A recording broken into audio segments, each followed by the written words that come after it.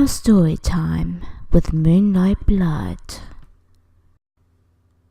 What's up, guys? I know I recorded, I know in my last video I said I wasn't going to do videos anymore, but I got thinking and I was talking to a friend and he kind of gave me a good idea for a video. So, and his name is Cedric, by the way, so thank you, Cedric, for this idea. He told me to,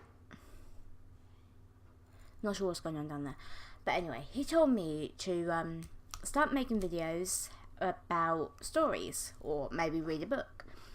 But that gave me an idea, that got me thinking that I wanted to make a video telling you about my life, because I know that I've been mainly doing game videos and I haven't really spoke about my life. But before I get to that, I just want to say and give people advice that don't judge a book by its cover, because some people, they call other people fat for no reason. It's like some people's been calling me fat, at least one person has anyway, and that person doesn't really know me, and I just want people to know that it's not okay. It's not okay to call people fat for no reason. But this person was only calling me fat because I wouldn't take nude pictures and send it to him, because that's just not the kind of person I am. So yeah, I don't think calling people fat is a good thing, because some people, they self-harm, they stop eating, and I'm pretty much one of those people, but this time I haven't let it get to me. But anyway, on with the video. So what I was thinking was I was going to tell you about my life, and I might do it in parts, but I'm not really sure. It depends how this video goes. But in this video, I'll be telling you from when I was born to, I don't know, a few years later or something like that. But first, I was born on the 18th of March 1990. I was a very quiet baby. I never really cried a lot.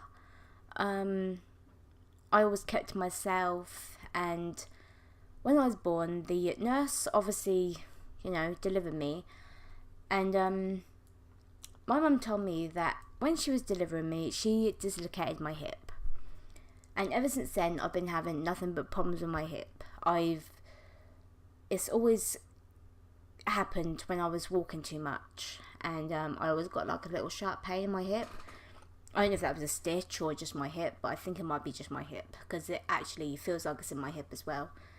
And yeah, she kind of dislocated my hip about over it when she was delivering me, and I had to stay in the hospital for, I think it was either a few days or a few weeks, because they obviously had to make sure I was okay and make sure I could handle it and stuff like that.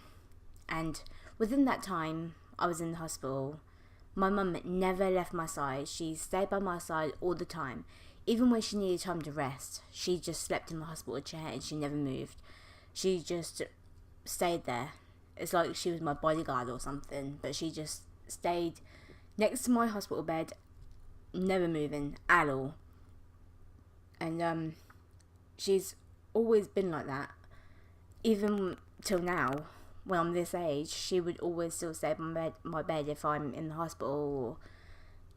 Well, she doesn't actually do that if I'm sick, because obviously I'm old enough to take care of it myself now. And yeah, so there's that time.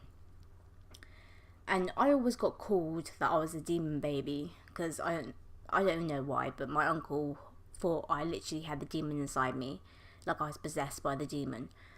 But as I got older, as I got just a little bit older, when I came out of hospital, my mum would always stay by my side. It's like, I never cried when I needed feeding or when I needed a diaper change in the middle of the night.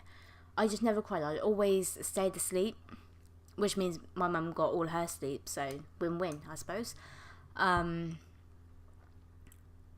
She just put me in my little bassinet, and she would put my bassinet on the different side to where she slept. So I'd be on one side and she'd be on the other. And she wouldn't let me have her sight, because I think when I was a baby, sometimes I had a bit of trouble breathing. So she would always keep waking up in the middle of the night to make sure I was fine and make sure I was still breathing. And yeah, my mum was pretty overprotective of me when I was that age. But as the years rolled on, when I was about 3 years old, I kind of stole my mum's cigarettes, and I sat in my room, I leaned out the window, and I was just puffing away. And I think my dad's friend turned up at the house, and he looked up at me and obviously saw me smoking, and clearly asked me what I was doing. And you know what I did?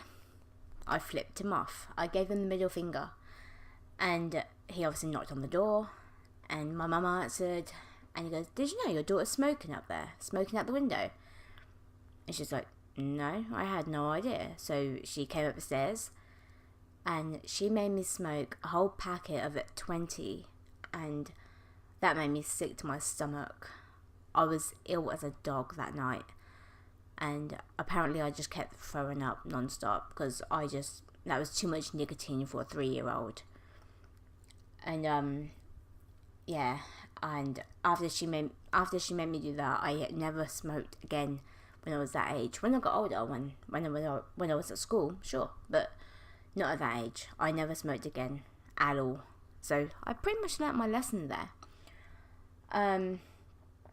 But that's when I was 3, and I think I might actually leave this part here, because obviously I made it a bit longer because I was talking about other crap to begin with. But I will be making another part when I got a bit older, I suppose. Yeah, but this is new. It's new to me, new doing the whole story time thing. I'm not actually used to it, but this is part 1, and I will be doing more parts at some point. I probably have to try and remember, because I'm not really good with memories. I'm not really good at remembering my childhood and stuff like that. But in the next episode, it'd probably be a bit gruesome, a bit, I don't know, family losses, animal losses, I suppose, as well. But that'll be in the next episode. But for now, thank you so much for watching this. If you liked it, punch that like button in the face and subscribe to join the Moonlight Clan. Bye, guys.